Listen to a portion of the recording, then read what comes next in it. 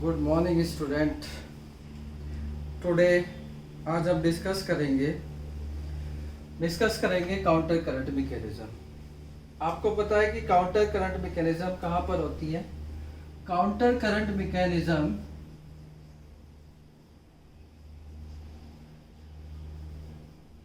Kidney में होती है।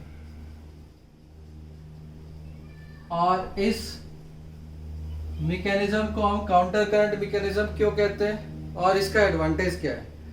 तो हम सबसे पहले देखते हैं कि अगर किडनी में फिल्ट्रेशन होना है तो उसके लिए किडनी के पास ब्लड आना चाहिए।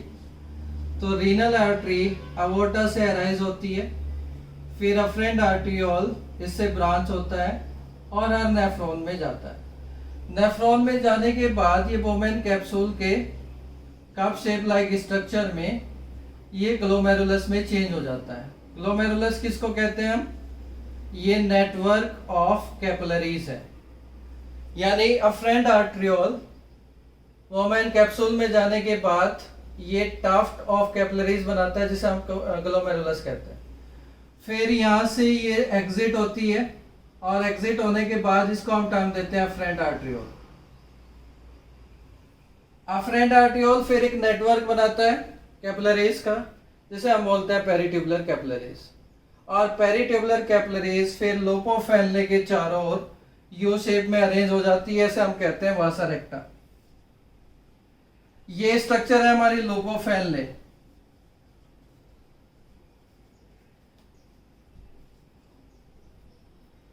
तो यहां पर हमारा पर्पस है कि सबसे पहले तो क्या है कि कैपिलरीज के पास जो ब्लड आता है, ब्लड आने के बाद ये यहाँ पर फिल्ट्रेशन होता है और फिल्ट्रेशन होके ये बोमेन कैप्सूल में आता है। फिर ये फिल्ट्रेट पीसीटी के पास आता है और पीसीटी में रीअब्जॉर्प्शन होने के बाद फिर ये लोपोफेनले में एंटर करता है। तो यहाँ पर जो फिल्ट्रेट है, फिल्ट्रेट की कंसंट्रेशन 300 मिली ऑस्मोल होती है। यानी जो फिल्ट्रेट लोपोफेनले के अंदर एंटर करता है, डिसेंडिंग लोपोफेनले के अंदर, उसकी कंसंट्रेशन 300 मिली ऑस्मोल है। ये डिसेंडिंग पार्ट में नीचे की तरफ मूव करता है और नीचे की तरफ मूव करने के बाद फिर यू टर्न से होते हुए ये असेंडिंग पार्ट में एंटर करता है लोपोफेनले के। ठीक है। अब देखिए यहाँ पर जो काउंटर करंट मैकेनिज्म है इसके दो एस्पेक्ट है। हमारे काउंटर करंट के दो कंपोनेंट है। फर्स्ट कंपोनेंट है काउंटर करंट मल्टीप्लायर और सेकेंड है exchanger part, counter current exchanger भी जिसे हम कहते हैं। तो काउंटर करंट सिस्टम के हमारे दो पार्ट हुए मेजर, एक मल्टीप्लायर और एक एक्सचेंजर। मल्टीप्लायर क्या होता है? ये ग्रेडियंट को डेवलप करता है, ग्रेडियंट को डेवलप करता है और ये ग्रेडियंट को मेंटेन करता है। देखिए सबसे पहले मैं यहां पर आपको समझाऊंगा कि ये ग्रेडियंट क्या होता है। देखिए जब हमारा जो असेंडिंग पार्ट है, असेंडिंग पार्ट से जब आपका फिल्ट्रेट पास होता है तो ये सोडियम क्लोराइड के लिए परमेबल होता है। तो ये सोडियम क्लोराइड को यहां पर निकालता है और इस वे में निकालता है कि जो आपका मेडुला रीजन है, आउटर मेडुला रीजन, वहां पर सोडियम की कंसंट्रेशन कम निकालता है और अंदर की साइड ज्यादा। यानी हम कह सकते हैं कि जो ये मेडुला का आउटर रीजन है इसमें 300 से लेके स्टार्ट करता है 400, 500, 600, 700, 800, 900 और ये अल्टीमेटली यहाँ पर इंटरस्टिशियल फ्लूइड में 1200 मिली ऑस्मोल तक कंसंट्रेशन को डेवलप करता है। यानी यहाँ पर जो मल्टीप्लायर का मतलब है, यहाँ पर मल्टीप्लायर की हम बात कर रहे हैं। तो मल्टीप्लायर यहाँ पर क्यों है? असेंडिंग पार्ट ऑफ लोपोफेनले, क्योंकि ये सोडियम क्लोराइड को इस वे में निकालता है कि आउटर रीजन में 300 मिली ऑस्मोल कंसंट्रेशन डेवलप करता है, जो इनर मेडुला की तरफ ये इंक्रीज करता रहता है। और इंक्रीज कब तक करता है? कि जब तक कि ये कंसंट्रेशन 1200 मिली ऑस्मोल ना हो जाए। तो यहाँ पर जो ग्रेडियंट की हम बात कर रहे थे, ग्रेडियंट किसका है? सोडियम क्लोराइड का। तो सोडियम क्लोराइड का ये ग्रेडियंट मेडुला रीजन में आउटर से लेके इनर मेडुला रीजन तक एक इंक्रीजिंग ऑर्डर में डेवलप किया जाता है। किसके द्वारा? लोपोफेनले के द्वारा। और आपको पता है कि यहाँ पर जब फिल्ट्रेट बना और फिल्ट्रेट बनने के बाद जो ब्लड पेरिट्यूबुलर एफरेंट आर्टियोल में आया और एफरेंट आर्टियोल से फिर पेरिट्यूबुलर कैपिलरीज में, तो इसकी जो यहाँ पर ब्लड की अगर मैं कंसंट्रेशन देखूं तो होती है 300 मिली ऑस्मोल। तो यहाँ पर वासा रेक्टा क्यों यू शेप में अरेंज हुई है वो मैं अभी बताने जा रहा हूं, क्योंकि यहाँ पर ये जो सोडियम क्लोराइड आया है, ये सोडियम क्लोराइड कंसंट्रेशन ग्रेडियंट के अकॉर्डिंग वासा रेक्टर में एंटर करता जाएगा। यानी जैसे ही आपका जो 300 मिली ऑस्मोल का कंसंट्रेशन है ब्लड का, वो 400 के सामने आएगा, तो सोडियम क्लोराइड यहाँ पर ज्यादा है, तो सोडियम क्लोराइड यहाँ से यहाँ एंटर करता रहेगा। तो जैसे जैसे ये आगे के सेगमेंट में बढ़ेगा तो यहाँ पर इसकी कंसंट्रेशन इंक्रीज होती जाएगी अकॉर्डिंग टू इंटरस्टिशियल फ्लूइड, क्योंकि इंटरस्टिशियल फ्लूइड में सोडियम क्लोराइड ज्यादा है। तो जैसे जैसे ये ब्लड नीचे जाता जाएगा इसकी कंसंट्रेशन भी बढ़ती चली जाएगी, यानी 300 से यहाँ पर फिर 400 हो जाएगा और अल्टीमेटली एंड पर 1200 मिलीओस्मोल कंसंट्रेशन हो जाएगी। मैं यहाँ पर क्या कह रहा हूँ देखिए, फिर से सुनिए, क्योंकि सोडियम क्लोराइड की कंसंट्रेशन इंटरस्टिशियल फ्लूइड में एक ग्रेडियंट में, तो जैसे ही 300 मिलीओस्मोल का ये ब्लड इसमें एंटर करेगा और 400 के सामने आएगा, तो क्या होगा कि जो यहाँ पर 400 में, क्योंकि जो सोडियम क्लोराइड है वो ज्यादा होगा और 300 का ब्लड जब एंटर करेगा इसके सामने तो सोडियम क्लोराइड जाता रहेगा। ऐसे ही जब ये आगे बढ़ता जाएगा और इसको अपने सराउंडिंग में कंसंट्रेशन ग्रेडियंट ज्यादा मिलता जाएगा, तो उतना ही सोडियम क्लोराइड एंटर करता चला जाएगा और जब तक जाएगा जब तक कि यहाँ पर ब्लड की कंसंट्रेशन 1200 मिलीओस्मोल ना हो जाए। अब इसके बाद देखिए, ये ब्लड यहाँ से आगे जाएगा और आगे जाने के बाद, क्योंकि आपको पता है कि आउटर में इंटरस्टिशियल फ्लूइड में 300 है और इनर मोस्ट रीजन में 1200, तो जब ये 1200 का सपोज 1100 के सामने जाएगा तो यहाँ पर सोडियम क्लोराइड ज्यादा होगा, तो ये सोडियम क्लोराइड को उसी ग्रेडियंट के अकॉर्डिंग यहाँ पर रिलीज करता रहेगा। यानी सिंपल सी बात है कि सोडियम क्लोराइड अपनी हायर कंसंट्रेशन से लो कंसंट्रेशन में जाता रहेगा जब तक कि उसकी कंसंट्रेशन दोनों साइड में इक्वल ना हो जाए।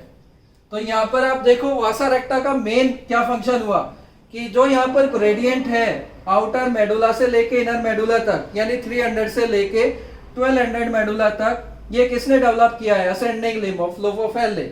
लेकिन इसको मेंटेन, यानी यहाँ पर जो एक्सेस होगा उसको ये आपका जो वासा रेक्टा है वो कैप्चर करता जाएगा और जब ये ऊपर की तरफ जाएगा तो ये सोडियम क्लोराइड को इस इंटरस्टिशियल फ्लूइड में रिलीज करता रहेगा।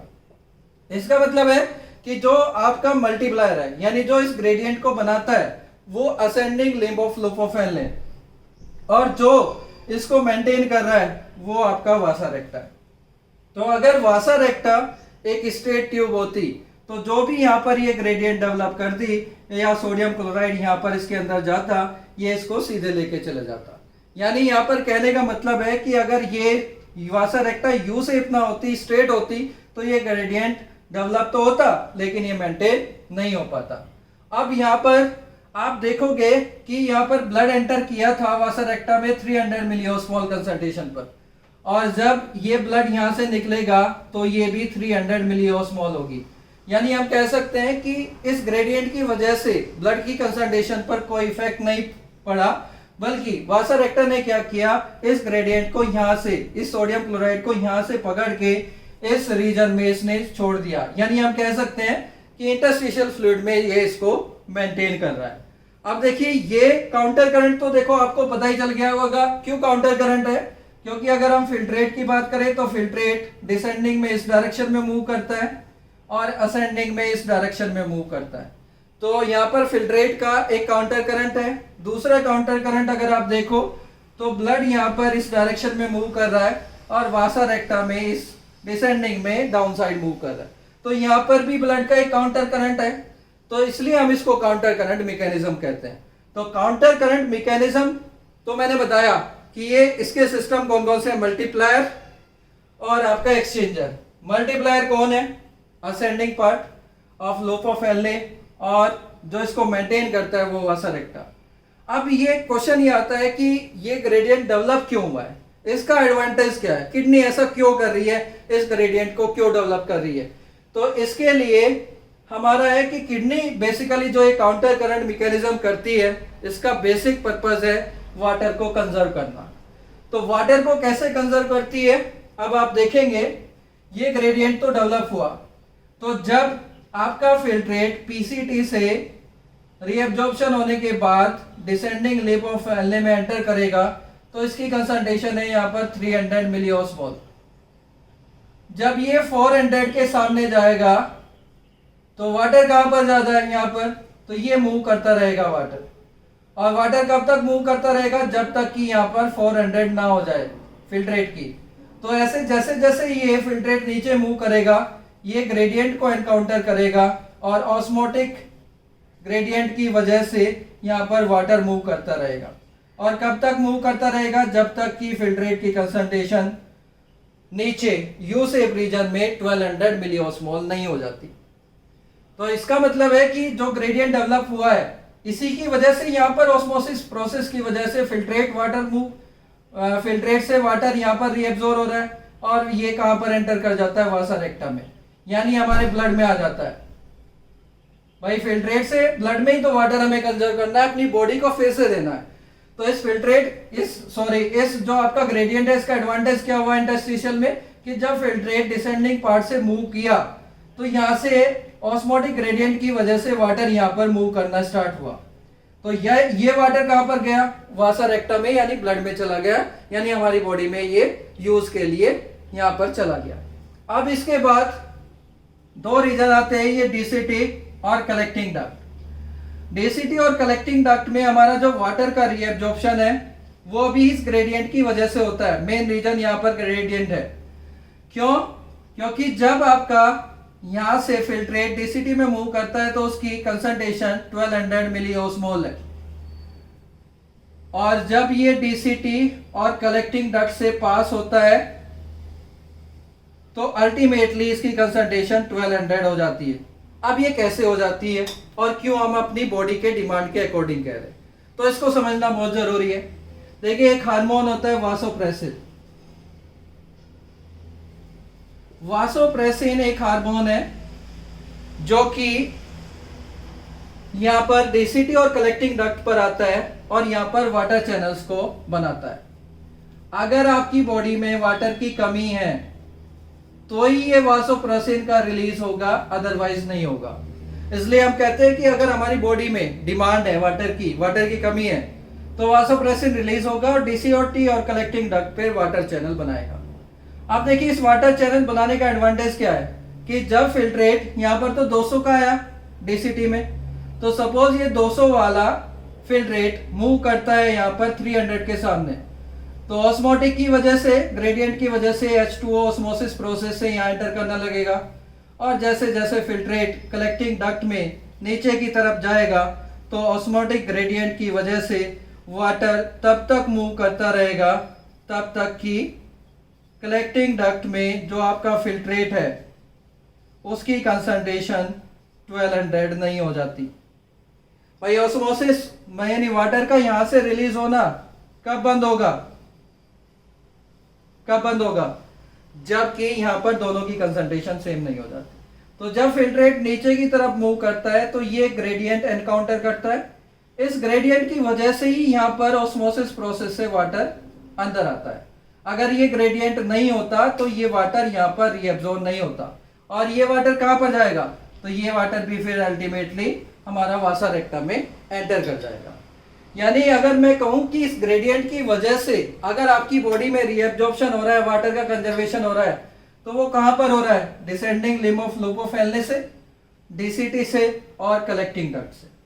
लेकिन यहां पर क्या कंडीशन है कि यहां पर कोई भी हार्मोन नहीं आता, यानी यहां पर आपका वाटर का जो एब्जॉर्प्शन है वो कंपलसरी है। यानी ये अगर सराउंडिंग में ग्रेडियंट को एनकाउंटर करेगा तो यहाँ पर ये परमानेंट कंडीशन है कि ग्रेडियंट की वजह से वाटर मूव करेगा। लेकिन यहाँ पर कब होगा, जब आपकी बॉडी को डिमांड है। अगर बॉडी को डिमांड नहीं है तो वासोप्रेसिन नहीं आएगा और ये वाटर चैनल नहीं बनेंगे। वाटर चैनल नहीं बनेंगे तो यहाँ पर ये फिल्ट्रेट से वाटर रीअब्जॉर्प्शन नहीं होगा। तो एडवांटेज क्या है इसका, काउंटर करंट मैकेनिज्म का एडवांटेज हुआ कि आपका जो डिसेंडिंग लिम्ब है, डेंसिटी है और कलेक्टिंग डक्ट्स है, इससे वाटर का रीअब्जॉर्प्शन करना, और ये वाटर अल्टीमेटली कहां पर जाएगा, आपके ब्लड में, और आपके ब्लड से फिर आपकी बॉडी को डिस्ट्रीब्यूट होगा। तो दैट्स ऑल, ये हमारा काउंटर करंट मैकेनिज्म।